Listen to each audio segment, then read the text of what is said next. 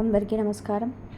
2024 సంవత్సరంలో ఏప్రిల్ 9న శ్రీ క్రోధినామ సంవత్సరం ఉగాది పండగ రాబోతుంది. ఉగాది అంటే తెలుగు నూతన సంవత్సరం ప్రారంభమయ్యే రోజు. చైత్ర శుద్ధ పాడ్యమి రోజున ఈ పండుగను జరుపుకుంటూ ఉంటారు.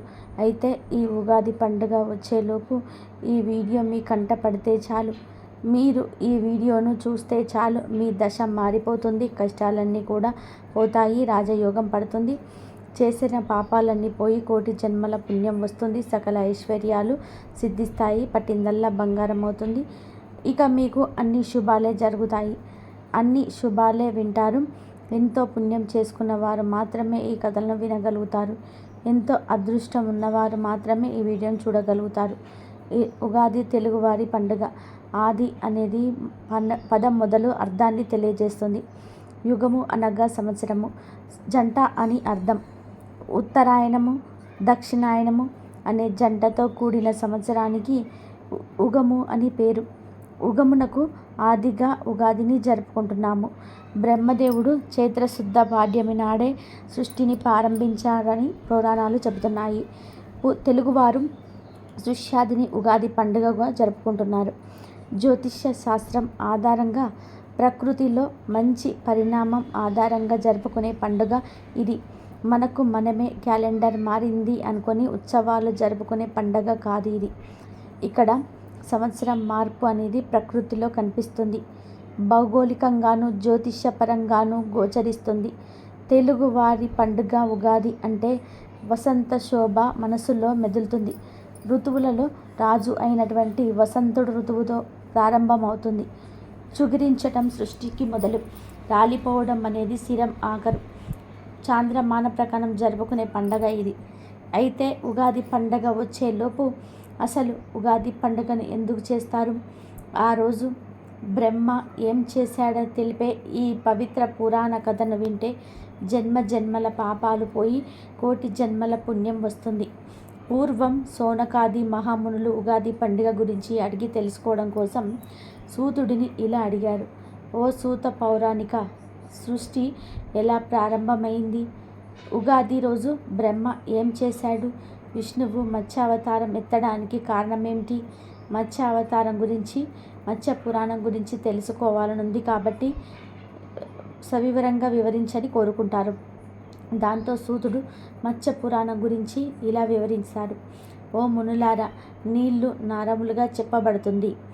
అవే నీళ్లు నరులకు ప్రాణాధారం కూడా. అటువంటి నీటిలో నివాస స్థానాన్ని ఏర్పరచుకున్న ఆ పరబ్రహ్మమూర్తియే నారాయణుడిగా చెప్పబడ్డాడు. మొదట అంటే సృష్టికి పూర్వం ఏమీ ఉండేది కాదు. అన్ని వైపులా ఒక వస్తువు కానీ ప్రాణం కానీ ఉండేది కాదు. అయితే ముందు సత్తు అనగా ఒక వస్తువు రూపం పుట్టింది. దాని నుంచి మహత్తు, దాని నుంచి అహంకారం, దాని నుంచి గుణాలు, అక్కడి నుంచి బ్రహ్మాదుల సృష్టి జరిగింది. బ్రహ్మ సృష్టికి పూర్వం అంతా జలవర్ణమే ఉండేది. ఆ జలవర్ణంలో పరమాత్ముడు ఎటువంటి ప్రకాశం లేకుండా వటపత్ర సాయి అయి ఉండేవాడు. బ్రహ్మ సృష్టి జరిగిన తర్వాత అతని వల్ల సమస్త సృష్టి విస్తరించింది. జలవర్ణంలో శయనించియున్న ఆది పరబ్రహ్మం తన చుట్టూ ఉన్న నీటిని తన పొడవైన చేతులతో కలియబెట్టగా అందులో నురుగు పుట్టి 2 బుడగలు లేచాయి. ఆ బుడగల నుంచి భూమి ఆకాశాలు కల్పించబడ్డాయి. అలాగే భూమి మీద మన్ను, రాళ్ళు, కొండలు కూడా కల్పించబడ్డాయి. ఆ సమయంలో మహాపురుషుని నాభి నుంచి ఒక కమలం జన్మించింది. నారాయణుడు ఒక తుమ్మెద అయి ఆ కమలం చుట్టూ తిరుగుతూ అందులో ప్రవేశించాడు. తన తేజస్సును దానిలో ప్రవేశపెట్టి బయటకు వచ్చాడు. తర్వాత ఆ కమలం నుంచి 8 భుజాలతో 4 ముఖాలతో బ్రహ్మ జన్మించాడు. అతను తన చుట్టూ ఉన్న నీటిని చూసి ఆశ్చర్యపడుతూ ఓంకార నాదం వినిపించాడు. ఏమి చెయ్యాలో తోచక ఆ తామరతాడు ద్వారా లోపలికి ప్రవేశించాడు. లోపల నారాయణుని గర్భ గృహంలో బ్రహ్మాండమంతా సముద్రాలతో, నదులతో, కొండలతో కనిపించిన కలవరపడి మళ్ళీ బయటకు వచ్చేశాడు. ఆ కమలంలో ఏమి చేయాలో తోచక ఒక చోట కూర్చొని ఉంటే తపస్సు చెయ్యు, తపస్సు చెయ్యు అని మాటలు వినిపించాయి.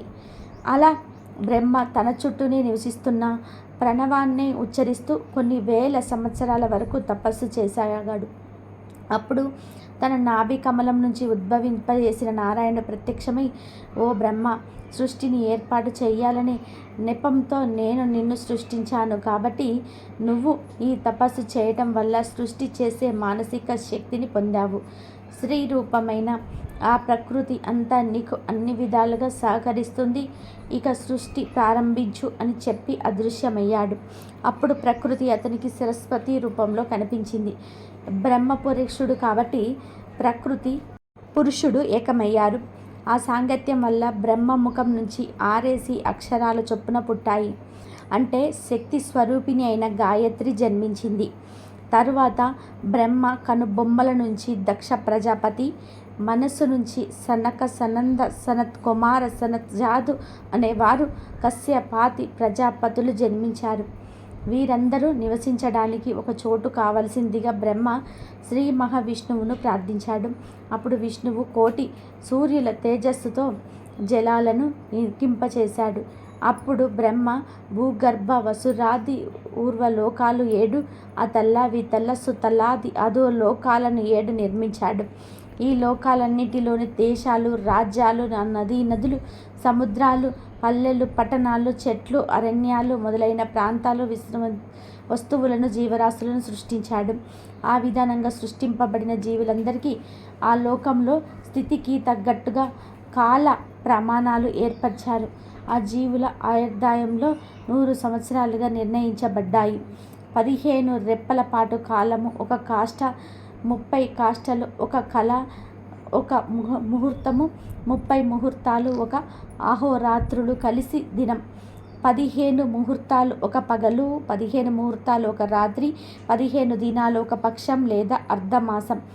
ఇది మానవ లోకాని కాలక్రమేణంగా నిర్ణయించబడింది. ఇలా మానవ సంవత్సరం ఒకటి గడిస్తే దేవతలకు ఒక అహోరాత్రులు కలిసి దినం అవుతుంది. 7,28,000 మానవ సంవత్సరాలు కృతీయగా ప్రమాణం. 12,96,000 మానవ సంవత్సరాలు త్రేతాయుగ ప్రమాణం. 8,64,000 మానవ సంవత్సరాలు ద్వాపరయుగ ప్రమాణం. 4,32,000 మానవ సంవత్సరాలు కలియుగ ప్రమాణం. ఈ 4 యుగాలను కలిపి మహాయుగం అంటారు. ఇటువంటి మహాయుగాలు 1000 గడిస్తే బ్రహ్మకు ఒక పగలు, మరి ఒక 1000 మహాయుగాలు గడిస్తే ఒక రాత్రి. అంటే 2000 మహాయుగాలు గడిచిన తర్వాతే బ్రహ్మకు ఒక అహోరాత్రులు కలిసిన దినం అవుతుంది. ఇటువంటి దినాలు 30 అయితే ఒక మాసం, 12 మాసాలు ఒక సంవత్సరం. అటువంటి 100 సంవత్సరాలు బ్రహ్మకు ఆయుర్దాయం. బ్రహ్మకు ఒక పగలు గడిస్తే ఆయనకు నిద్ర వచ్చేసి సృష్టిని ఆపి నిద్రపోతాడు.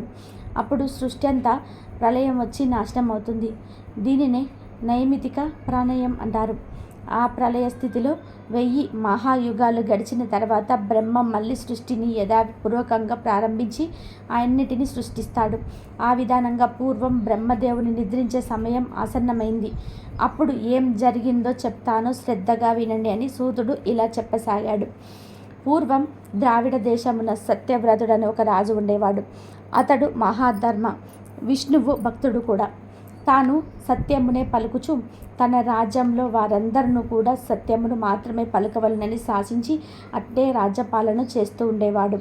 అందుచేత అతనికి సత్యవ్రతుడు అనే పేరు వచ్చింది. ఆయన ప్రతిదినమును తనకు సమీపంలో ఉన్న కృత మాలా నదికి పోయి స్నాన సన్యాదులు క్రతములు నెరవేర్చుకొని వచ్చేవాడు. ఒక రోజున స్నానం చేసి సూర్యుడికి ఆర్ఘ్యప్రదానం ఇస్తూ ఉండగా అతని చేతిలో ఒక చేప పడినది. దానిని అతడు నీటిలోనికి జారవిడిచెను. మరలా నీటిని తీసుకున్నప్పుడు చేతుల్లోకి చేప కనబడి, రాజా, నన్ను పెద్ద చేపలు తినివేయుటకు ప్రయత్నిస్తూ ఉన్నవి, కాపాడుమని కోరగా ఆ రాజు దానిని తన పాత్రలోకి వేసి తెచ్చుకున్నాడు ఇంటికి. అది మరునాటికి పాత్ర పట్టనంత పెద్దదిగా అయినది. ఒక గంగాళమును వంటి దానిలో వేశాడు. అది కూడా పట్టలేదు. ఆ తర్వాత దాని ఒక చెరువులో విడిచిపెట్టాడు. మరునాటికి చెరువు పట్టలేనంత పెద్ద చేప అయింది. అప్పుడు రాజు దానిని అతి ప్రయాసతో తీసుకొని పోయి సముద్రంలో విడిచిపెట్టాడు. అంటే అప్పుడు ఆ చేప రాజుతో, ఓ ఈ సతీవ్రత, నేను శ్రీమన్నారాయణుడను మత్స్యావతారం ఎత్తినాను. నీవు నన్ను భక్తి శ్రద్ధలతోనూ కారుణ్యంతోనూ నన్ను రక్షించినావు. 15 దినములలో ఒక ప్రళయము వచ్చుచున్నది. దానిలో సర్వజీవరాశులు నశించిపోవును. ఈ లోకమును యందు మహాసముద్రమైపోవును.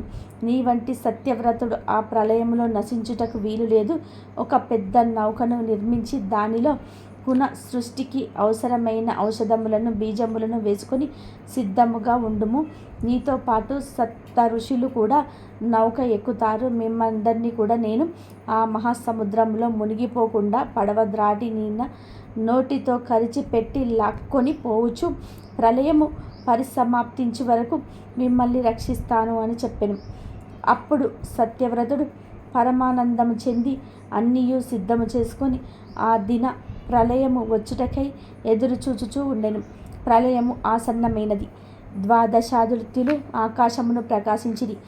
ఆ ఎండలకును ఆ వేడికిని తట్టుకోలేక దూత జాలమంతముయును నిప్పులతో వేసిన తిలల వలె మలమల మాడిపోయినవి. అగ్నిహోత్రుడు విజృంభించి తన ప్రతాపమును చూపసాగెను.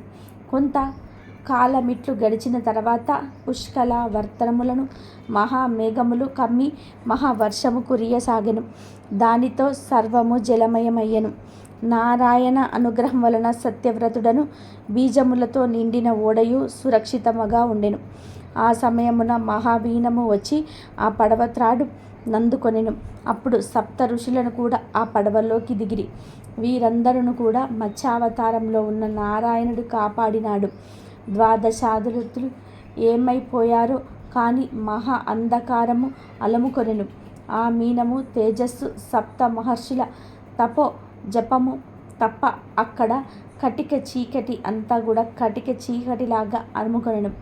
ఆ పడవను అట్లు ప్రళయాంతరము వరకును కూడా అనకు బ్రహ్మ తిరిగి నిద్ర లేచు వరకు కూడా మహామత్స్యము కాపాడుతూ వచ్చెను. అంటే మత్స్యావతారంలో ఉన్న శ్రీ మహావిష్ణువు ఆ పడవను కాపాడుకుంటూ వచ్చెను. ప్రళయము దక్కి సూర్యోదయము అయ్యెను. అనగా 12 ఉదయించిరి. ఎండలు కాయగా తమముగా నీరు ఇనికి భూభాగములు బయటపడెను. తర్వాత సూర్యుడు ఒకడే మిగిలెను. బ్రహ్మ మేలుకొని ఆ భూమములపై మరలా సృష్టి చేయుటకు ప్రారంభించెను. కానీ సృష్టి చేయుటకు తగిన శక్తి సామర్థ్యములు కలిగించి వేదములు అతని ఇంత లేకపోయెను. వాటి గురించి వెతికి సోముకుడను రాక్షసుడు తాను నిద్రపోచుండగా అపహరించి సముద్రములో దాగి ఉన్నాడని గ్రహించెను. శ్రీమన్నారాయణుని మనసులో ధ్యానించెను. నారాయణుడు బ్రహ్మకు ప్రత్యక్షమయ్యను. బ్రహ్మ యతిని చూసి ఇట్లు స్తుతింపసాగెను. ఆది మధ్యంతరహితుడైన ఓ మహానుభావ, నీవు సర్వమును తెలిసిన వాడనవు. నీ వలననే ఈ లోకములన్నీయు కూడా పుట్టుచు పెరుగుచు తుదకు నశించుచూ ఉన్నవి. నీ స్వరూపమును నీ మహిమమును గ్రహించుటకు మేమెంతటి వాడము. సర్వ చరాచర సృష్టి యందును నీవు నిలిచియుండి చైతన్య వసంగుడి పరమాత్ముడవగు. నీకు తెలియని విషయమేమి నాకు అయినను విన్నవించుచు ఉన్నాను, చెప్పుతూ ఉన్నాను, అవతరింపుము. నేను నిద్రకు ఉపక్రమించిన సమయం చూసి సోమకుడను రాక్షసుడు నా వద్దనున్న వేదములను అపహరించి మహాసముద్ర గర్భంలో దాగి ఉన్నాడు. వేదములు నా దగ్గర లేకపోవట చేత సృష్టి సామర్థ్యము నాకు లేకున్నది. నా యందు కరుణించి ఆ వేదములను సంపాదించి నాకు అనుగ్రహింపుము అని ప్రార్థించెను. నారాయణుడు ఎప్పుడు 10 యోజనముల పొడుగు కల ఒక సొరచేప రూపమును దాల్చి బ్రహ్మకు కనిపించి, ఓ బ్రహ్మదేవా, విచారింపకుము. నేను ఈ మహా మత్స్యావతారుడనై మళ్ళీ సముద్రములో ఎక్కడున్నను ఆ సోమకును వెతికి పట్టుకొని చంపి వేదములు తెచ్చి నీకు అప్పగిస్తాను అని సముద్రంలోనికి వెళ్ళి వెతకసాగాను. సోమకుడు వేదములను అపహరించి అవి ఏవో తినేడి పదార్థములు అనుకొని మింగివేశెను. కానీ అవి అతని ఆకలి తీర్చలేదు. ఆహారమునకై వెతుకుచూ ఉండగా మత్స్యరూపుడైన నారాయణుడు అతనికి కనిపించెను. అచటికి వచ్చెను. ఈ చేప తనకు ఆహారముగా వచ్చినది చాలా బాగున్నది తలచి ఆ రాక్షసుడు దీనిని రుండుటకై వచ్చెను. మత్స్యము అతని ఎదుర్కొనెను. రాక్షసుడు మహా బలవంతుడై కనుక వాడును యుద్ధమునకు సిద్ధమయ్యెను. వారిద్దరి మధ్య చాలా కాలము మహాసంగ్రామము జరిగెను. దానవుడు గదా దాతకంతో మత్స్యమును నొప్పించుటకు ప్రయత్నించెను. కానీ విష్ణువు ఆ దెబ్బలు తప్పించుకొని తోకతో నీటిని బాదెను. ఆ దెబ్బకు సముద్రపు నీరు 1 యోజనము ఎత్తు వరకు ఎగిరెను. దానితో పాటు సోమకుడను రాజనం కూడా పొడవున ఎగిరి పడెను.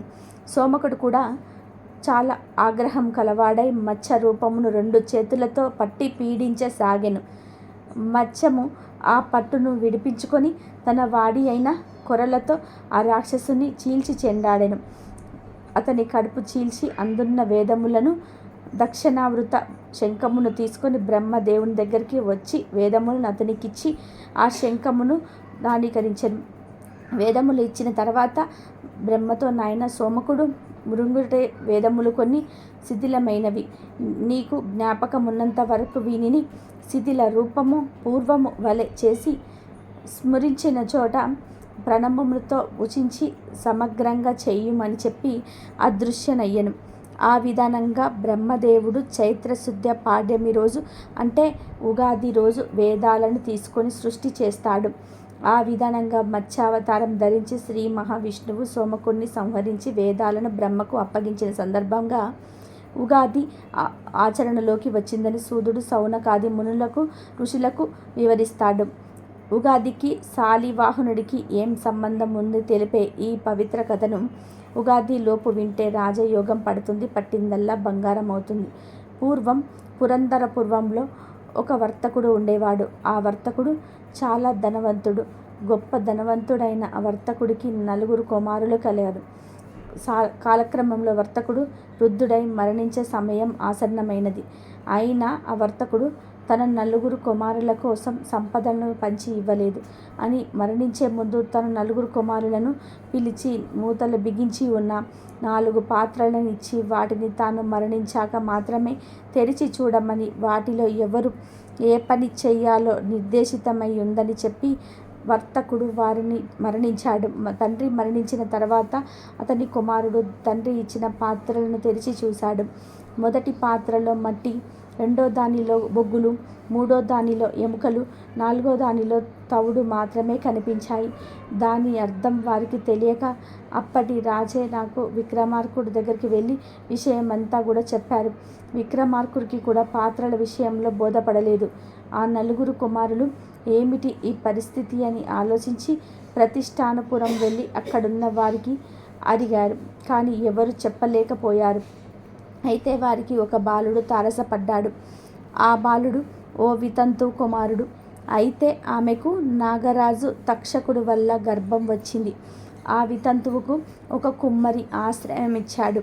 కుమ్మరి విషయంలో ఉన్నప్పుడే ఆమె బాలుడిని ప్రసవించింది. పుట్టిన బిడ్డకు శాలివాహనుడు అని పేరు పెట్టింది. ఆ శాలివాహనుడు 4 పాత్రల సమస్యను తెలివిగా పరిష్కరించాడు. వర్తకుడి కుమారులలో మట్టితో నిండిన పాత్ర వచ్చిన కుమారుడు ఆస్తిలోని భూమిని తీసుకోవాలని, బొగ్గులతోటి నిండిన పాత్రను పొందిన కుమారుడు కలపను, ఎముకతో నిండిన పాత్ర వచ్చినవాడు పశు సంపదను, తవుడుతో నిండిన పాత్రను వచ్చినవాడు ధాన్యాన్ని పంచుకోవాలని, అదే మరి మరణించిన వర్తకుడి పావనని శాలివాహనుడు తేల్చి చెప్పాడు. శాలివాహనుడు మాటలు ఆ 4 కుమారులకి నచ్చి అలాగే పంచుకున్నారు. ఈ విషయం ఆ నోట ఈ నోట పడి విక్రమార్కుడి దాకా చేరినది. విక్రమార్కుడు శాలివాహనుడిని చూడాలని కుతూహలపడి భటులతో కబురు చేశాడు. శాలివాహనుడు భటులతో తాను రానని, ఏనాటికైనా విక్రమార్కుడే రావాల్సి ఉంటుందని అన్నాడు. ఆ విషయాన్ని భటులు విక్రమార్క మహారాజుకి చెప్పారు. దాంతో విక్రమార్కుడికి కోపం వచ్చి శాలివాహనుడి సంహరించడానికి చిత్రంగ బలసమేతుడై వెళ్ళాడు. ఈ విషయం తెలుసుకున్న శాలివాహనుడు మట్టితో సైనికుల బొమ్మలు వేసి ప్రాణం పోసి విక్రమార్కుడి మీదకు పంపాడు. ఇద్దరి మధ్య భీకరంగా పోటీ సాగింది. చివరకు శాలివాహనుడు సమూహన శస్త్రాన్ని ప్రయోగించి విక్రముడి సేనంతా కూడా నిద్రపోయేలా చేశాడు. విక్రముడు వాసుకి అని నాగరాజును ప్రార్థించి తన సేనలకు మెలకువ వచ్చేలా చేస్తాడు. ఇలా శాలివాహన విక్రమార్కుల యుద్ధ సమయంలో ఎవరి విజయము తేలినప్పుడు ఆకాశవాణి వినిపించింది. ఆ ఆకాశవాణి ఇలా పలికింది: నర్మదా నదికి ఉత్తర దిక్కున ఉన్న ప్రాంతాన్ని విక్రమార్కుడు, దక్షిణ దిక్కున ఉన్న ప్రాంతాన్ని శాలివాహనుడు పాలించమని ఆకాశవాణి చెప్పింది. తర్వాత శాలివాహనుడు, విక్రమార్కుడు ఇద్దరు యుద్ధాన్ని విరమించారు. అలా శాలివాహనుడు ఒక శకానికి స్థాపకుడయ్యాడు. అలా శకస్థాపన జరిగింది. చైత్ర శుక్ల పాడ్యమి నాడని ఆ అపూర్వ ఘట్టాన్ని స్మరించుకుంటూ ఉండేందుకు అనంతర కాలంలో ఉగాది ఆవిర్భవించిందని ప్రచారంలో ఉంది. అలాగే తెలుగు సంవత్సరాలకు ఆ పేరు ఎలా వచ్చాయో తెలిపే ఈ కథను ఉగాదిలోపు ఎవరైతే వింటారో వారికి సకల ఐశ్వర్యాలు సిద్ధిస్తాయి, దేనికి లోటు రాదు. నారద మహాముని ఓసారి విష్ణుమాయ వల్ల స్త్రీగా మారి ఓ రాజును పెళ్లాడుతాడు. వారికి 60 మంది పుత్రులు జన్మిస్తారు. ఓసారి ఆ రాజు తన పుత్రులతో యుద్ధానికి వెళ్తే అంతా చనిపోతారు. అప్పుడు నారదుడు విష్ణువుని ప్రార్థిస్తాడు. నారదుడిని విష్ణువు కరుణిస్తాడు. మీ పిల్లలు 60 సంవత్సరాలుగా కాలచక్రంలో తిరుగుతూ ఉంటారని వరమిస్తారు. అవే మన తెలుగు సంవత్సరాలుగా ప్రస్తుతం వాడుకలో ఉన్నాయి. అలాగే ఉగాదిలోపు శ్రీరామ దేవుని కథను వింటే చాలా శ్రీరాముల వారి అనుగ్రహం లభిస్తుంది. మీ దశ మారిపోతుంది, కష్టాలన్నీ కూడా పోతాయి. అనగనగా పూర్వం కాలాంబున ఒక బ్రాహ్మణుడు కలడు. అతని పేరు నాగంబంటు. ఆయనకొక పుత్రుడు, ఒక పుత్రిక కలరు. పుత్రుని పేరు నారాయణ బంటు, పుత్రిక పేరు నారాయణమ్మ. వారు చాలా బీదవాళ్ళు. భిక్షాటన చేసి కుటుంబ పోషణ చేసుకునేవాళ్ళు. అలా కొన్నాళ్ళు అయ్యేసరికి నాగంబట్టు కాశీకి వెళ్ళి ధనము సంపాదించుకోవాలని బుద్ధి పుట్టినది. ఆ విషయం భార్యతో చెప్పి తెల్లవారుజామున లేచి నాగంబట్టు కాశీకి ప్రయాణమై అలా వెళ్ళగా కొంత దూరం వెళ్ళేసరికి దారిలో సూతుల వారు, వ్యాసుల వారు, నారదుల వారు ప్రత్యక్షమయ్యారు. వారు నాగంబట్టుతో, ఓ బ్రాహ్మణుడా, ఎక్కడికి వెళ్తున్నావు అని అడిగిరి. అప్పుడు నాగంబట్టు, అయ్యా, నేను కాశీకి ధనం సంపాదించుకొనుటకు వెళ్ళుచున్నాను అని చెప్పెను. అప్పుడు వారు, వేరే బ్రాహ్మణుడా, కాశీకి వెళ్తే నీకు ధనము ఎవరైనా మూట కట్టి ఇస్తారా? కాశీకి వెళ్తే గంగా స్నానం దొరుకుతుంది, విశ్వేశ్వరుల దర్శనం కూడా దొరుకుతుంది, అన్నపూర్ణాదేవి దర్శనం దొరుకుతుంది. కానీ నీకు ధనము ఎక్కడి నుంచి వస్తుంది? మేము ఒక కథ చెబుతాము, వింటావా అని అడిగారు. దానికి నాగంబంటు, సరే స్వాములారా, మీరు ఏ దేవుని కథ వివరిస్తారో వివరించండి అని వేడుకొనెను. అప్పుడు సూతుల వారు, యజుల వారు, నారదుల వారు ఇలా చెప్పడం ప్రారంభించారు. పూర్వకాలంన కోసల రాజ్యం కలదు. ఆ రాజ్యం దశరథ మహారాజు పరిపాలించేవాడు. ఆయన పిల్లల కోసం పుత్రకామేష్టి యాగం చెయ్యగా దేవతలు ప్రత్యక్షమై పాయస పాత్ర ఇచ్చినారు. దశరథ మహారాజు అది పట్టుకు వెళ్ళి తన భార్యలకు కౌసల్య, సుమిత్ర, కైకేయి అను 3 భార్యలకు ఇచ్చినాడు. వారు 3 భుజించగానే గర్భవతులైరి. నవమాసములు నిండగానే చైత్రశుద్ధ నవమి నాడు పునర్వసు నక్షత్రమున శ్రీరామ, లక్ష్మణ, భరత, శత్రుఘ్నులు అను 4 కుమారులు జన్మించినారు. వారు దినదిన ప్రవర్తమానులై బాలచంద్రుని వలె పెరుగుచూ ఉన్నారు.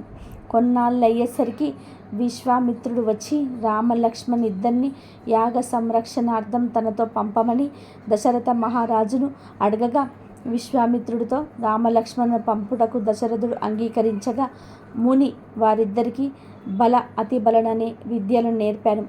రాముడు తాకిన చంపి శివుడికి విల్లు విరిసి సీతను పెళ్లాడి అహల్యను శాప విమోచనం చేసి పరశురాముని గర్వభంగము చేసి కైక వరము చేత 14 ఏళ్ల అరణ్యవాసంలో ఉండగా రావణాసురుడు సీతను ఎత్తుకొని పోగా లంకాపురమునకు వెళ్ళి లంకా దహనం చేసి రావణాసురుడిని వధించి విభూషణుడికి పట్టము కట్టి తిరిగి వచ్చి పట్టాభిషిక్తుడై సుఖముగా రాజ్యమును ఏలుచూ ఉండెను. ఇది రామదేవుని కథ అని సూతుల వారు, వ్యాసుల వారికి, నారదుల వారు నాగంబంటుకు చెప్పి 5 లక్ష్మీ వారములు పూజలు చేసి ఆవు నేతితో దీపం పెట్టి ఆవు పాలు, గోధుమ రవ్వ, పచ్చదార కలిపి 5 ఉండలుగా ప్రసాదం చేసి రామదేవునికి నైవేద్యం పెట్టవలెను. 1 ఉండ రామదేవునికి, 1 ఉండ బ్రాహ్మణుడికి, 1 ఉండ ముత్తైదువునకు, 1 ఇరు పొరుగు వారికి, 1 ఉండ భార్య పిల్లలు తినవలెను. ఈ విధానంగా 5 లక్ష్మీ వారములు పూజ చేయవలెను. అలాగే నిత్యం ఈ రామదేవుని కథ చెప్పుకునేవారు అష్టైశ్వర్యములతో ఇష్ట సంపదలతోని తులతూగుదురు అని సుతుల వారు, వ్యాసుల వారు, నారదుల వారు నాగంభట్టుకు చెప్పి మాయమైపోయారు. ఇక నాగంభట్టు తిరిగి ఇంటికి వెళ్ళి రామదేవుణ్ణి వ్రతం చేశాడు. రామదేవుడి కథ ప్రతినిత్యము గొడుకుకు కూతురికి చెప్పేవాడు. అలా కొంతకాలం అయ్యేసరికి వారికి సిరి సంపదలు కలిగాయి.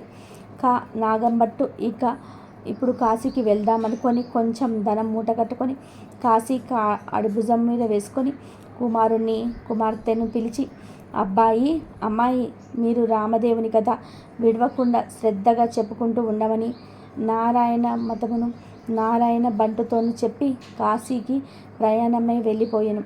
మరునాడు కుమారుడు ఆయా వారమునకు వెళ్ళి వచ్చి తనని పిలిచి, అమ్మ, రామదేవుని కథను చెప్తాను విందువు కానీ రామ అని పిలిచెను. అప్పుడు ఆమె, నాయన, వంట వేళ అయింది, పొద్దున్నే దాసి పాచి పనికి వచ్చే వేళ అయినది, ఇప్పుడు కథ వినను అనెను. మళ్ళీ మధ్యాహ్నం కుమారుడు తల్లిని పిలిచి, కథ చెప్తాను విందువు కాను రాని రామ్మ అనెను. దానికి తల్లి, ఇప్పుడే కథ నాయన, పడక వేళ, నిద్రవేళ, ఇప్పుడు వినను అనెను. అలా ఆమె రామదేవుని కథను నిర్లక్ష్యం చేయడం వల్ల రామదేవుడికి కోపం వచ్చింది. దానితో ఎలా వచ్చిన ఐశ్వర్యములు అలాగే వెళ్ళిపోయాయి. బిందెలు, చెంబులు, గిన్నెలు అన్నీ దొరలే ఇరిగిపోయి వారి ఇండ్లకు వెళ్ళిపోయాను. అందుకు ముందు నుంచి ముష్టి ఎత్తుకొని చిల్లి రాగి చెంబు కూడా దొర్లి వెడలిపోచున్నవి. అప్పుడు కూతురు అయినటువంటి నారాయణమ్మ ఇదంతా చూసి, అమ్మ, ఆ చెంబైనా ఉంచమని కోరవే అమ్మ అని చెప్పగా, తల్లి, అదే అయినా ఉంచు రామదేవుడా తండ్రి అని వేడగా ఆ చెంబు తప్ప మిగతావన్నీ వెడలిపోయినవి. వారి గోటిలో ఉన్న వెండి కంచం కూడా దొర్లిపోవచ్చు ఉండగా అప్పుడు ఆమె కంచం అంచు పట్టుకొని లాగినది. దానితో సగం అంచు విరిగి సగం అంచు పొరుగువారికి వెళ్ళిపోయినది. మరునాటి ఉదయమున తల్లి వారింటికి నిప్పు కొరకు వెళ్ళి వారి ఇంటిలోనున్న కంచము అంచు మాదే అన్నది. అప్పుడు వారు, మీ కంచము అంచు మా ఇంటికి ఎలా వచ్చిందమ్మా? మేము మీ ఇంటికి వచ్చినామా? మీరు మా ఇంటికి వచ్చినారా? కాబట్టి ఆ కంచము మాదే అన్నారు. అలా కాదు, మా ఇంటిలో కూడా కంచం అంచు ఉన్నది, పట్టుకొని వస్తానని 2 దగ్గర పెట్టి చూడగా 2 అతుక్కుపోయాను. అప్పుడు ఆ పొరిగింటి వారు ఈ కంచము మాదే అని తీసుకున్నారు.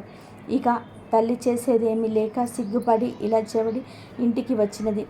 అలా కుమారుడు చూసి, ఏమన్నారమ్మా అని అడగగా, కంచం మాదేనని వాళ్ళే పుచ్చుకున్నారని చెప్పాను. అప్పుడు కుమారుడు, ఇప్పుడైనా రామదేవుని కథను చెబుతాను వింటావా అమ్మని అడిగాను. అప్పుడు తల్లి, నేను కథను వినను, కార్యము వినను, ఏ పని పాటు చేసుకొని బ్రతుకుతా కానీ రామదేవుని కథ మాత్రం వినను. ఎలా వచ్చిన ఐశ్వర్యం అలాగే వెళ్ళిపోయినది. నీ చెల్లెని మాత్రం తీసుకొని వెళ్ళి ఎవరికైనా ఇచ్చి పెళ్లి చేయమని చెప్పాను. ఆమె ఆజ్ఞ ప్రకారంగా నారాయణ భట్టు చెల్లిని తీసుకొని ప్రయాణమైనాడు. వారు ఊరి చివరికి వెళ్ళేసరికి కాశీకి వెళ్ళిన నాగంభట్టు తిరిగి ప్రయాణము ధనము మూట కట్టుకొని వస్తున్నాడు. నాగంభట్టు ఊరి చివరకు వచ్చి అక్కడ కోనేరులో కాళ్ళు కడుక్కుంటూ ఉండగా ఎక్కడి నుంచో ఒక పెద్ద గరుడపక్షి వచ్చి ఆ డబ్బు మూటను ఎత్తుకుపోయాను. అయ్యో, ధనమంతా పోయిందే అని నాగంభట్టు విచారిస్తూ ఇంటికి వస్తూ ఉండగా కొంత దూరం వచ్చేసరికి నారాయణ భట్టు కనిపించారు. నాగంభట్టు వారిని అబ్బాయి, అమ్మాయి, మీరు సుఖంగా ఉన్నారా అని అడిగాను. దానికి వారు, ఏమున్నది నాన్నగారు, యథాప్రకారమునకు ఏమీ లోటు లేదు. మీరు వెళ్ళినది మొదలు కథ చెప్తాను వినమంటే అమ్మ వినలేదు. కాబట్టి రామదేవుడికి కోపం వచ్చి ఎలా వచ్చిన ఐశ్వర్యం అలాగే వెడలిపోయినది అని జరిగిందంతా కూడా తండ్రికి చెప్పాను. ఆమె ఆజ్ఞ ప్రకారము చెల్లిని వెంట పెట్టుకొని వస్తున్నాను. మీ ఆజ్ఞ ఏమిటి నాన్నగారు అని కొడుకు అడుగుతాడు. నాగంభట్టు, సరే అలాగే చెల్లికి పెళ్లి చేయమని చెప్పి విచారిస్తూ ఇంటికి వెళ్ళినాడు. నారాయణ భట్టు నారాయణమ్మను వెంట పెట్టుకొని వెళుతూ ఉండెను. అలా వెళ్ళగా కొంత దూరం వెళ్ళేసరికి నారాయణమ్మకు ఒక బ్రాహ్మణుడు కనిపించెను. అప్పుడు నారాయణ భట్టు ఆ బ్రాహ్మణుడితో, ఓ బ్రాహ్మణుడా, నీవు నా చెల్లెలిచ్చి పెళ్లి చేస్తాను, చేసుకుంటావా అని అడిగాను. దానికి ఆ బ్రాహ్మణుడు, నాకు పెళ్లి వద్దు, పేరంటము అక్కర్లేదు అని చెప్పెను.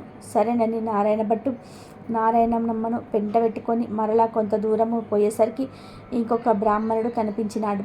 నారాయణ భట్టు అతనితో, ఓ బ్రాహ్మణుడా, నా చెల్లెల్నిచ్చి పెళ్లి చేస్తాను, పెళ్లి చేసుకుంటావా అని అడిగాను. నాకు పెళ్ళి వద్దు, పేరంటము వద్దు, ఇదివరకే 2 భార్యలు ఉన్నారు అనను. మరలా వెళ్ళుచూ ఉండగా త్రోవలో ఒక పెద్ద పూల తోట కనిపించినది.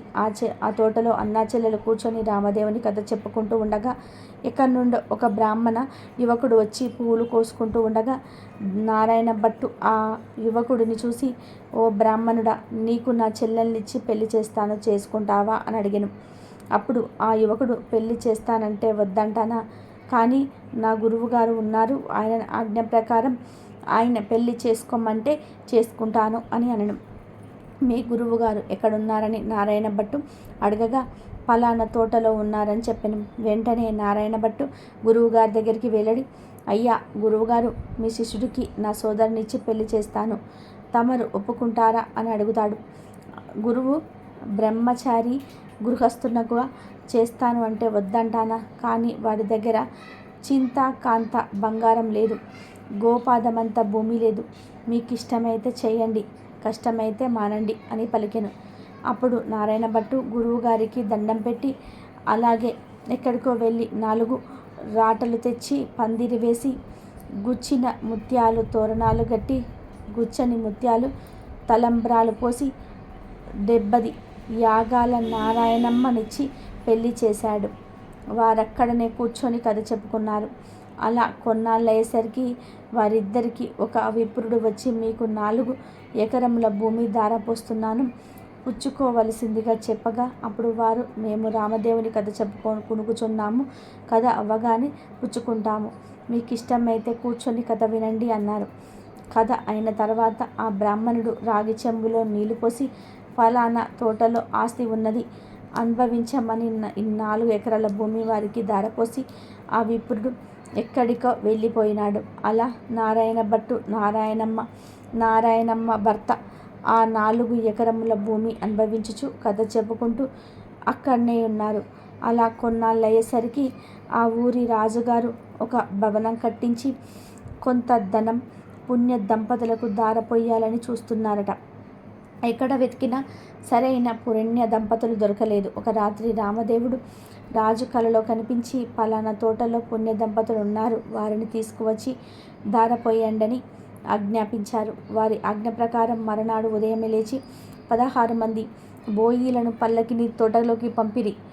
వారు తోట దగ్గరికి వచ్చి, ఏమండోయ్, మా దేశపు రాజుగారు ఒక గృహము కొంతకాలం భాగము మీ ఇద్దరికి ధారపోస్తాను అట, మిమ్మల్ని వెంట పెట్టుకొని రమ్మని పంపిరి, కావున రావలసిందే అనిరి. దానికి నారాయణ భర్త, మేము రామదేవుడి కథ చెప్పుకుంటున్నాము, నీకు ఇష్టమైతే కూర్చొని కథ వినండి అనగా, బోయిలు కథ విన్న తర్వాత ఆ పుణ్య దంపతులను తీసుకొని వెడలి రాజుగారి దగ్గరికి అప్పగించిరి.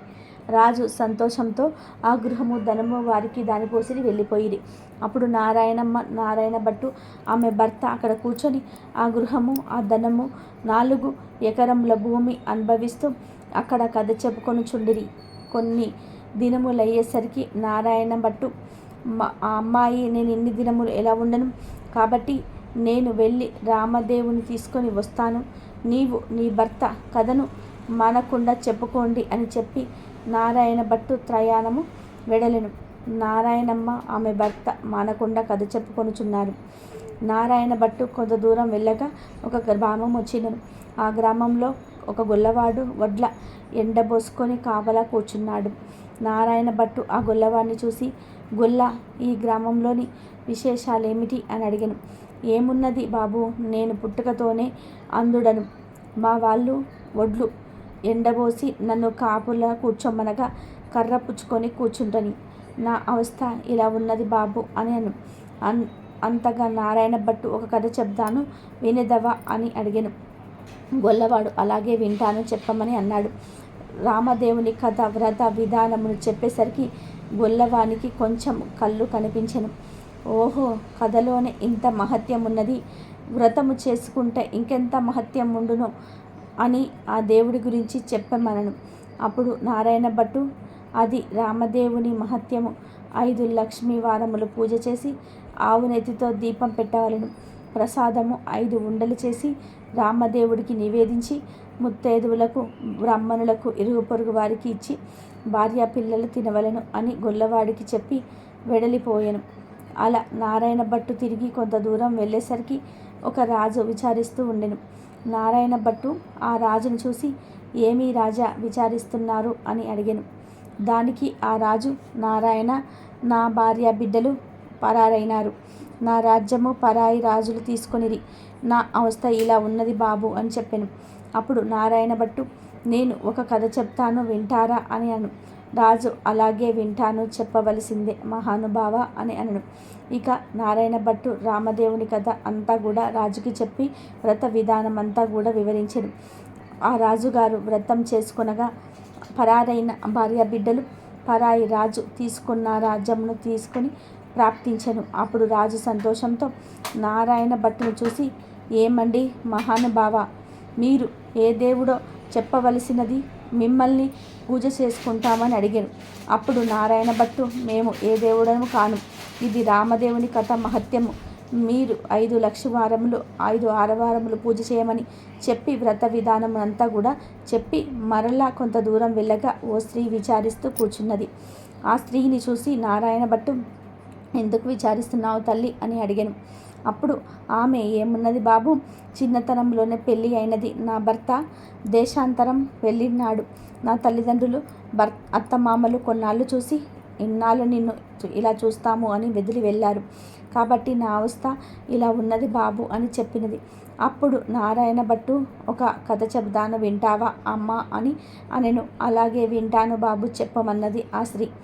దాంతో నారాయణ భట్టు ఆ స్త్రీకి రామదేవుని కథంతా కూడా చెప్పి వ్రత విధానం అంతా కూడా చెప్పేసరికి దేశాంతరము వెళ్ళిన ఆమె భర్త తిరిగి వచ్చాను. తల్లి తండ్రి అత్త మామలు వచ్చారు. ఆమె సంతోషించి నారాయణ భట్టును చూసి, ఏమండి మహానుభావ, మీరు ఏ దైవమో చెప్పండి, మిమ్ములను మేము పూజ చేసుకుంటాము చెప్పమని అడిగాను. అప్పుడు నారాయణ భట్టు, ఇదంతా రామదేవుని కథ మహత్యము, ఆ 5 లక్ష్మీ వారములు 5 ఆదివారములు ఆడకుండా పూజ చేయమని కథ విధానమంతా కూడా చెప్పి కొంత దూరం వెళ్ళేసరికి ఒక గ్రామము వచ్చింది. నారాయణ భట్టు ఆ గ్రామంలో ఒక ఇల్లాలి ఇంటికి వెళ్ళి, అమ్మ పూజ చేసుకుంటాను, కొంచెం ఇల్లు ఇస్తావా అని అడిగాను. అప్పుడు ఆ ఇల్లాలు, మా ఇంటిలో మడి ఆచారం గనక కుదరదు, ఇల్లు లేదు, వెడలిపోండి అని అన్నది. అప్పుడు నారాయణ భట్టు, కోనేరైనా సరే చూపించు తల్లి అని అడిగాను. దానికి ఆ ఇల్లాలు, తూర్పు దిశ ఈశాన్య మూలగా ఒక కోనేరు ఉన్నది, వెళ్ళమని చెప్పాను. అప్పుడు ఆ కోనేరు దగ్గరకు వెడలి స్నానం చేసి మడి బట్ట ఆరవేసుకొని ఇల్లు ఇవ్వనని ఇల్లాలి అరుగు వద్దకు వచ్చి తూర్పు దిశ ఈశాన్య మూలగా ఒక కుచ్చుపీటకు పసుపు రాసి బొట్టు పెట్టి దాని మీద రామదేవుని పటం పెట్టి కథ చదువుకొనుచున్నారు. అంతలో ఆ ఇల్లాలు యువతలకు వచ్చి చూడగా నారాయణ భట్టు ఆమెకు తాంబూలము దక్షిణ ప్రసాదములు ఇచ్చెను. ఆమె తాంబూలం పుచ్చుకొని లోపలికి వెడలిపోయెను. నారాయణ భట్టు కథ చదువుకొని అక్షింతలు చల మీద వేసుకొని ఇంటి మీద వేసి వెళ్ళిపోయెను. అతడు ఇలా వెళ్ళగానే ఆ ఇల్లు ఇంద్రభవనమైనది. ఇది చూసిన ఇల్లాలు ఆశ్చర్యపోయినది. ఆయా వారమునకు వెళ్ళిన తన భర్త తిరిగి వస్తే ఆ ఇల్లు తమదేనని తెలుసుకోలేడు అని ఆమె వీధి అరుగు మీద కావలి కూర్చున్నది. ఇంతలో ఆమె భర్త ఎడమూట పెడమూట వేసుకొని ఇల్లు కానక కంగారుపడి అక్కడ నిలబడి ఉండెను. ఆమె భర్తను చూసి, ఇల్లు మనదే, ఇలా రండి అంది. కానీ ఆమె భర్త, ఇది మన ఇల్లు కాదు, నేను రానని అంటాడు. అప్పుడు ఆమె, ఇది మన ఇల్లే, ఇలా ఎందుకైనదో చెప్తాను వినండి. ఎక్కడి నుంచో ఒక బ్రాహ్మణుడు వచ్చి పూజ చేసుకుంటాను, ఇల్లు ఇవ్వమని అడిగారు. నేను ఇవ్వనని చెప్తిని. అప్పుడు అతను కోనేరైనా చూపించమనను. అప్పుడు నేను తూర్పు దిశగా ఈశాన్యంలో కోనేరున్నదని చెప్పి తిని. అతడు కోనేరు దగ్గరకు పోయి స్నానం చేసి మడిబట్ట ఆరవేసుకొని మన అరుగు మీదకు వచ్చి ఒక పీటకు పసుపు రాసి బొట్టు పెట్టి తూర్పు దిశ ఈశాన్య మూలగా పెట్టి యందు రామదేవుని పటము పెట్టి పూజ చేసి ఆవు పాలు గోధుమలనుగా పంచదార కలిపి ప్రసాదముగా ఉండలు చేసి రామదేవుడికి నైవేద్యం పెట్టి కథ చెప్పుకొని చుండెను. నేను బయటకు వచ్చేసరికి తాంబూలాది లక్షణ ప్రసాదములు నాకిచ్చినాడు. నేను లోనికి వెళ్ళిపోయి తిన్నాను.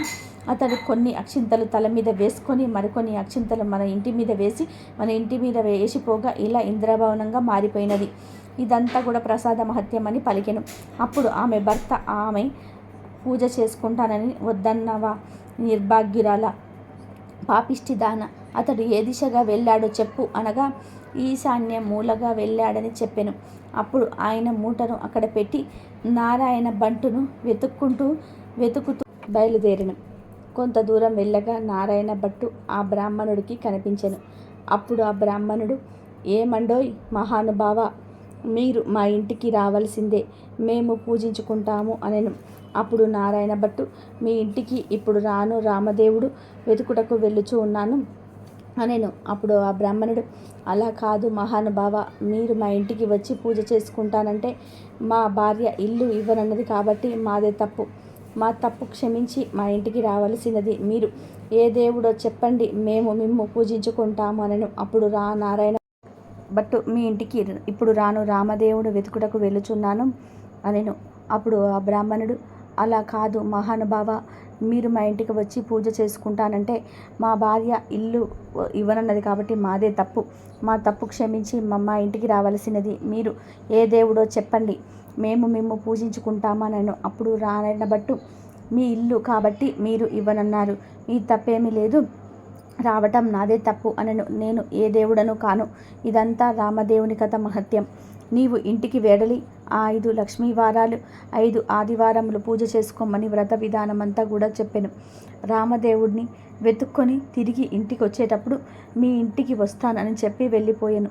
అప్పుడు ఆ బ్రాహ్మణుడు తిరిగి ఇంటికి వచ్చి, కథలోనే ఇంత మహత్యం ఉంది, అర్థం చేసుకుంటే ఇంకెంత మహత్యం ఉందో అని పూజ చేసుకొని కథ చెప్పుకొని అష్టైశ్వర్యాలములు పొంది అష్ట సంపదలతో తులుతూగుతూ ఉన్నాడు. నారాయణుడు భట్టు ఎండనక వాననక తిండనక తిప్పనక ఆకలనక దప్పికనక చెట్లనక పుట్టనక నీడనక ఏమనక అర్ధరాత్రనక అరణ్యాలను పట్టుకొని వెతుకుతూ ఉండగా కొంత దూరం వెళ్ళేసరికి నారాయణ భట్టు మూర్చిల్లి కళ్ళు తిరిగి పడిపోయాను. అప్పుడు రామదేవునకు దయ కలిగి ముసలి బ్రాహ్మణ వేషంతో వచ్చి నారాయణ భట్టు ముఖము తూడ్చి లేవదీసి మంచినీరు ఇచ్చి మా ఇంటిలో భోజనం చేస్తూగని రమ్మని. అప్పుడు నారాయణ భట్టు, నేను భోజనం మాత్రం చెయ్యను, నేను రామదేవుని వెతుకుటకు వెళ్ళుచున్నాను, ఒక కోనేరు చూపించండి చాలు, స్నానం చేస్తాను అన్నాడు. అప్పుడు ఆ ముసలి బ్రాహ్మణుడితో తూర్పు దిశ ఈశాన్య మూల ఒక కోనేరు ఉన్నది, వెళ్ళమన్నాడు. నారాయణ భట్టు ఆ కోనేరు వద్దకు వెళ్ళి స్నానం చేసి పైకి వచ్చేసరికి అక్కడ ఇంద్రభవనంలా మారిపోయినను. లోకలికి వచ్చేసరికి సీతమ్మ వారు ఒక బ్రాహ్మణ స్త్రీ రూపంలో వెండి కంచాలు, వెండి పీటలు, పైడి కంచాలు కనిపించినవి. అప్పుడు నారాయణ భట్టుకు రామదేవుడు, సీతమ్మ, వృద్ధ బ్రాహ్మణ దంపతులకు ఇద్దరికి ఎదురయ్యి మా ఇంటికి భోజనం చేదురమ్ము అని రమ్మన్నారు. అప్పుడు నారాయణ భట్టు, నేను భోజనం మాత్రం చేయను, రామదేవునికి వెతుకుటకు వెళ్ళుచున్నాను అనెను. అప్పుడు బ్రాహ్మణుడు, నేనే రామదేవుని అని చెప్పాను. దానికి నారాయణ భట్టు, అయితే కావచ్చును మహానుభావ, నాకు మీ దర్శనం కావాలని చెప్పగా అప్పుడు పులి చర్మంతో, రుద్రాక్షలతో, విభూది రేఖలతో, నడుమున నాగాభరణంతో, శిరస్సున గంగతో, పక్కన పార్వతీదేవత త్రిశూలం త్రినేత్రంతో నంది వాహనుడై ఈశ్వరుడు ప్రత్యక్షమైనాడు. అప్పుడు నారాయణ భట్టు శంకరుని స్తోత్రం చేసెను. తర్వాత నారాయణ భట్టు విష్ణుమూర్తి కూడా ప్రత్యక్షం కావాలని కోరెను. అప్పుడు విష్ణుమూర్తి వక్షస్థలమున మూలికతో మురుగు తీగ వంటి లక్ష్మీదేవితో శంఖ చక్ర గదాధరుడై నెమలి పింఛము ధరించి ప్రత్యక్షమైనాడు. అప్పుడు హరిని కూడా నారాయణ భట్టు స్తోత్రము చేసెను. తర్వాత నారాయణ భట్టు రామదేవుడు ప్రత్యక్షమవలెను. అప్పుడు హనుమ, సీతారామ, లక్ష్మణ, భరత శత్రుఘ్నులు సపరివార సహితముగా శ్రీరామచంద్రుడు ప్రత్యక్షమైనాడు. అప్పుడు రామదేవుడు నారాయణ భట్టుతో, ఇప్పుడైనా సరే భోజనం చేస్తావా అని అడిగాను.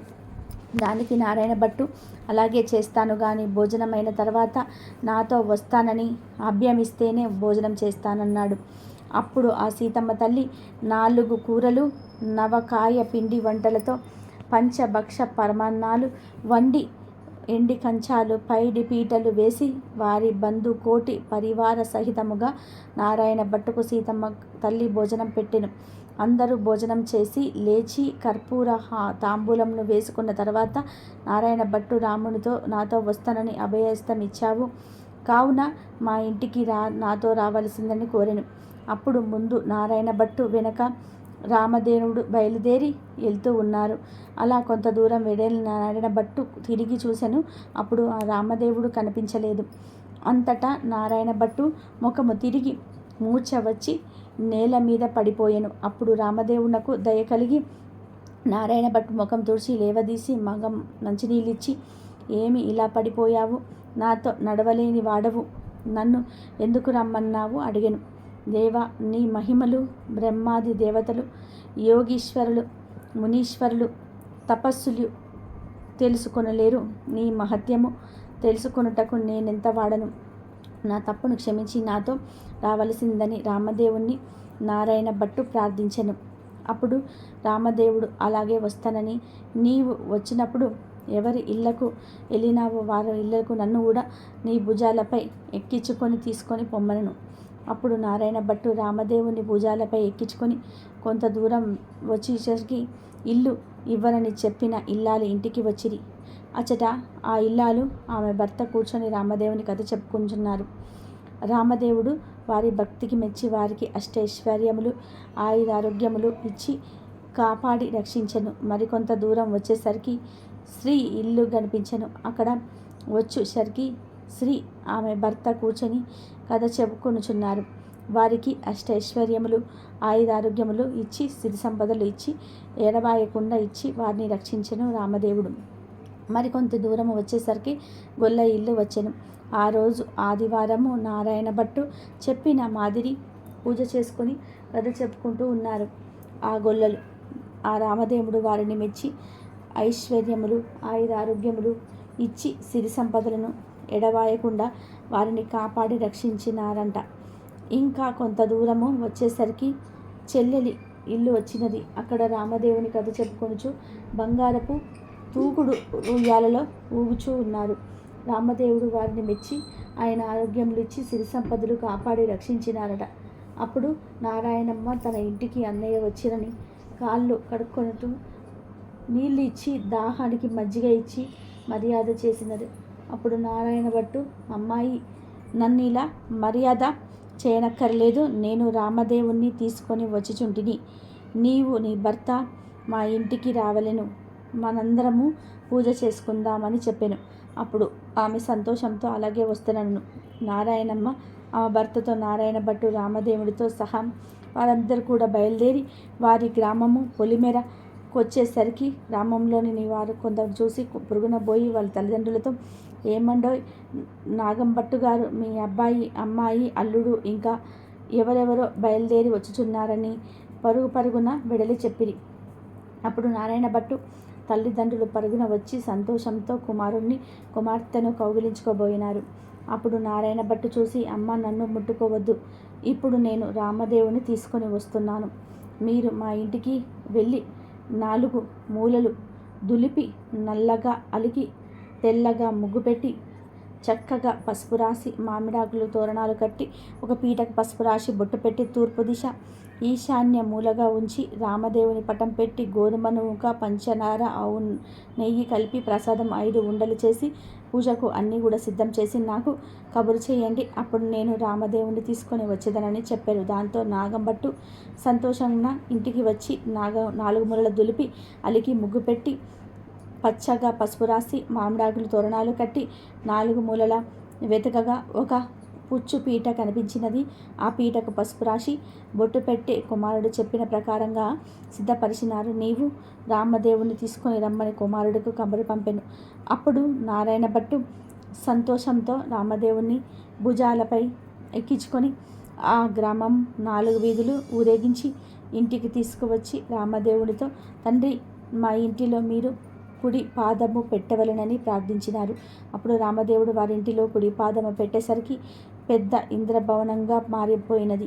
అప్పుడు నారాయణ భట్టు రామదేవునితో ఇలా అన్నాడు, అపరాధిని కాబట్టి నాకు ఉన్న ఈ పుచ్చుపీటయే సింహాసనం అనుకొని దయుంచి తమరు కూర్చుండవలసినదిగా వినయంగా ప్రార్థించను. ఆ మాట విని రామదేవునకు జాలి కలిగి ఆ పీట మీద కూర్చుండేసరికి అది వజ్రాలు, వైడూర్యాలు, కెంపులు, మాణిక్యములతో చేసిన బంగారపు సింహాసనంగా మారింది. అందు హర్దమ, సీత, లక్ష్మణ, భరత శత్రుఘ్నాది సపరివార సహితముగా శ్రీరామచంద్రుడు తన ఇంటికి ఆసీనులై వెలిసినారు. అప్పుడు రామదేవుని వ్రతం చేసుకుందాం అనేసరికి అంతలోనే ఎక్కడి నుండో ఒక బీద బ్రాహ్మణుడు వచ్చి, హేమండోయ్ నాగంభట్టు గారు, మీ అబ్బాయికి మా అమ్మాయినిచ్చి పెళ్లి చేస్తాము, ఒప్పుకుంటారా అని అడగగా, పెళ్లి చేస్తానంటే వద్దంటానా బాబు, అలాగే చేసుకుంటాము అనెను. నాగంభట్టు గారు పచ్చని పందిరిలో వేయించి గుచ్చిన ముత్యాలు తోరణాలు కట్టి, గుచ్చని ముత్యాలు తలంబ్రాలు పోసి 70 ఆగాల నారాయణ భట్టు పెళ్లి చేసెను. నారాయణ భట్టు పెళ్ళైన తర్వాత భాగంభట్టు భార్య, నారాయణ భట్టు భార్య నారాయణమ్మ, ఆమె భర్త వారంతా రామదేవుని వ్రతం చేసి 5 లక్ష్మీవారములు 5 ఆదివారములు పూజ చేసి నైవేద్యం పెట్టి కథ మానకుండా చెప్పుకుంటూ ఉన్నారు. రామదేవుడు వారి భక్తికి మెచ్చి రక్షించినాడు. ఈ నోము ప్రపంచమంతా కూడా నోచిన వారందరూ కూడా అష్టైశ్వర్యవంతులై సుఖంగా ఉండిరి. ఇక చివరిగా ఒక ఉగాదిలోపు మార్కండేయ పురాణంలోని ఈ పవిత్ర కథను వింటే చాలు, అదృష్టం మీ తలుపు తడుతుంది, మీకు ఇక అంతా శుభాలే జరుగుతాయి.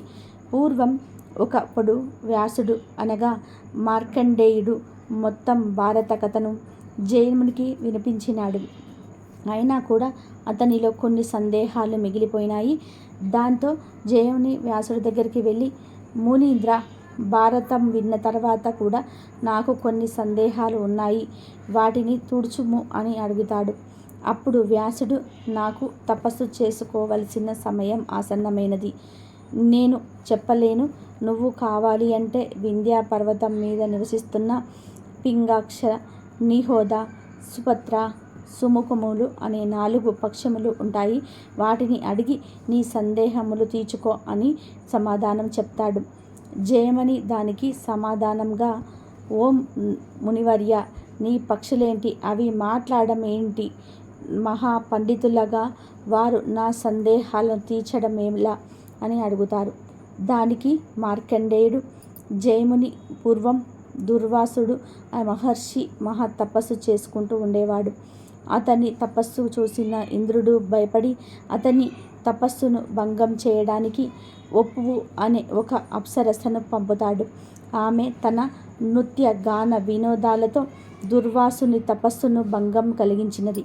దాంతో దుర్వాసనుడు ఆగ్రహించి, ఓసి, నువ్వు నా తపస్సును భంగం కలిగించినావు కాబట్టి నువ్వు ఒక పంకపక్షి అనగా గ్రద్దగా జన్మిస్తావు అని శపిస్తాడు. ఆమె వెంటనే దుర్వాసుని కాళ్ళ మీద పడి, నేను చేసిన అపరాధానికి మన్నించి శాప విముక్తి ఎలా కలగాలో తెలపండి అని కోరుకున్నట్టుంది. దుర్వాసుడు ఆమెను చూసి కనికరించి, గ్రద్దగా మారిన తర్వాత నీ గర్భంలో 4 పిల్లలు పుడతారు. అప్పుడు అర్జునుని బాణం దెబ్బ తగిలిన తర్వాత నువ్వు మరణించి నువ్వు నిజ రూపం దాల్చుతావు. అప్పుడు స్వర్గానికి చేరుకుంటావు అని అనుగ్రహిస్తాడు. శాపం ప్రకారంగా ఒప్పువు గ్రద్దగా జన్మిస్తుంది. మంద పాలకు పుత్రుడైనటువంటి ద్రోణుడు అనే వారితో వివాహం చేసుకొని 14 సంవత్సరాల వరకు కాపురం చేస్తుంది. 14 ఏట గర్భవతిగానే ఉండగా భారత యుద్ధానికి వెళుతుంది. పైనుండి గద్ద యుద్ధాన్ని చూస్తూ ఉండగా అర్జునుని ప్రయోగించిన బాణాల్లో ఒకటి వచ్చి ఈ గ్రద్దకు తగులుతుంది. అప్పుడు వెంటనే ఆ గ్రద్ద రూపంలో ఉన్న 4 గుడ్లు నేల మీద జారి పడతాయి. అప్పుడు ఆమె, నా పిల్లలను ఆ భగవంతుడే కాపాడాలి అని ప్రార్థించి తన శరీరాన్ని వదులుతుంది. ఆ యుద్ధ సమయంలో ఒక ఏనుగు మెడలో ఉన్న కంట శత్రుసేనుని బాణం దెబ్బతో తెగి ఆ 4 గుడ్ల మీద పడుతుంది. అలా కింద పడిన ఆ 4 గుడ్లు ఆ గంట కిందే సురక్షితంగా ఉంటాయి. భారత యుద్ధం పూర్తయిన తర్వాత ఆ ప్రాంతమంతా కూడా ప్రశాంతత నెలకొంటుంది. ఒకనాడు ప్రభాత వేళ సమీకుడు అనే ఒక మహాముని ఆ కురుక్షేత్రం మీదుగా వెళుతూ ఉండగా గంట కింద ఉన్న గుడ్లు పిల్లలుగా మారి కిచకిచలాడుతూ ఉంటాయి. అలా ధ్వని విన్న ఆ ముని గంటకు పైకి ఎత్తి చూస్తాడు. ఆ గంట కింద ఉన్న అతడికి 4 పక్షి పిల్లలు కనిపిస్తాయి. సమీకుడు ముని ఆ పక్షి పిల్లల మీదకు కరుణ కలిగి తన ఆశ్రమానికి తీసుకొని వెళ్తాడు. అప్పుడు ఆ పక్షులు, ఓ మహానుభావా, తండ్రి ఇలా మమ్ము నువ్వు కాపాడావు, నీ రుణము మేమెలా తీర్చుకోగలము, మేము ఏ విధంగా మీకు సేవ చేయగలము చెప్పు అని అడుగుతాయి. పక్షులు మానవ భాషలో మాట్లాడుతూ ఉన్నందువలన సమీకుడు ఆశ్చర్యపడి, ఓ పక్షి పిల్లలారా, మీరు మానవ భాషలో మాట్లాడడం చూస్తూ ఉంటే నాకు వింతగా ఉంది. అసలు మీరెవరు, ఎందుకు ఈ పక్షి జన్మ ఎత్తారు, నాకు దయచేసి తెలపండి అని అడగగా ఆ పక్షి పిల్లలు ఈ విధంగా సమాధానం చెప్తాయి. ఓ ఋషులవర్య, పూర్వం సుకృతి అనే మహామునికి మేము 4 పుత్రులుగా జన్మించాము. వేద శాస్త్రాలను చదువుకుంటూ మా తల్లిదండ్రులను సేవిస్తూ కాలాన్ని గడిపిన వాళ్ళం. ఇలా ఉండగా ఒకరోజు దేవేంద్రుడు మా తండ్రి సత్యాన్ని పరీక్షించడానికి గ్రద్ద రూపంలో వచ్చి నర మాంసాన్ని ఆహారంగా పట్టమని కోరుతాడు. అప్పుడు మా తండ్రి, మీలో ఎవరైనా ఇంద్రుడికి ఆహారం అవ్వండి అని ఆజ్ఞాపించాడు. అయితే మేము మా ప్రాణాల కోసం దక్కించుకోవడానికి భయంతో తండ్రి ఆజ్ఞను పాలించకుండా అలాగే ఉండిపోయాము. అప్పుడు మా తండ్రి మమ్మల్ని పక్షులుగా పుట్టాలని శపించి తన శరీరాన్ని ఇంద్రుడికి ఆహారంగా సమర్పించుకున్నాడు. ఇంద్రుడు మా తండ్రి త్యాగబుద్ధిని సంతోషించి మమ్మల్ని చూసి, మీరు విద్యా పర్వతం గృహాలలో నివసించండి. జెమిని అనే వేషస్థి శిష్యుడు మీ దగ్గరికి వచ్చి కొన్ని సందేహాలు అడుగుతాడు. ఆ సందేహాలను తీర్చి మీరు శాప విముక్తి పొందండి. మీరు పక్షులైన సర్వ వేదాలను పొంది ధర్మ పక్షులు జ్ఞాన పక్షులుగా పొందుతారు అని మమ్మల్ని అనుగ్రహించి వెళ్ళిపోయారు అని ఆ పక్షులు తన వృత్తాంతం గురించి సమీకుడికి చెప్తూ ఉంటాయి. అప్పుడు సమీకుడు, మీరు నా కోసం ఏ పని చేయాల్సిన అవసరం లేదు. మీరు మీ విధిని నిర్వర్తించడానికి వింధ్యా పర్వతాలకు వెళ్ళండి అని సెలవిచ్చి వారిని అక్కడి నుంచి పంపించి వేస్తారు. కాబట్టి ఓ జయముని, నీవు ఆ పక్షుల దగ్గరికి వెళ్ళి నీ ధర్మ సందేహాలను తీర్చుకో అని జమునికి చెప్పి మార్కండేయుడు తపస్సు చేసుకోవడానికి వెళ్ళిపోతాడు. జముని వింధ్యా పర్వతంలో జ్ఞాన పక్షులను వెతకడానికి వెళ్తాడు. అలా కొద్దిసేపటి తర్వాత అతనికి ఆ పక్షులు కనిపిస్తాయి. ఆ పక్షులు ఆ సమయంలో వేద అధ్యయనం చేస్తూ ఉన్నాయి. అతడు ఆ పక్షుల దగ్గరికి వెళ్ళి, ఓ పక్షులారా, నేను వ్యాసుని శిష్యుని, నన్ను జెమిని అంటారు. మార్కండేయుడు చెప్పిన విధంగా నేను మీ దగ్గరికి మీ ధర్మ సందేహాల గురించి అడిగి తెలుసుకోవడానికి ఇక్కడికి చేరుకున్నాను. నా సందేహాలను తీర్చండి అని అన్నాడు. ఆ విధంగా ఆ పక్షులు జెమిని ముని అడిగిన అన్ని సందేహాలకు చెప్పగా సమాధానం చెప్పి జెమిని యొక్క అన్ని సందేహాలు తీర్చాయి. తర్వాత ఆ 4 శాప విమోచనం పొంది సుఖంగా జీవించారు. కనుక ఉగాదిలోపు ఈ వీడియో చూస్తే చాలు, ఈ కథలు వింటే చాలు, దశ మారిపోతుంది, కష్టాలన్నీ కూడా పోతాయి, రాజయోగం పడుతుంది, చేసిన పాపాలన్నీ పోయి కోటి జన్మల పుణ్యం వస్తుంది, సకల ఐశ్వర్యాలు సిద్ధిస్తాయి, పట్టిందల్లా బంగారం అవుతుంది. ఇక మీకు అన్ని శుభాలే జరుగుతాయి, అన్ని శుభాలే వింటారు, ఎంతో పుణ్యం చేసుకు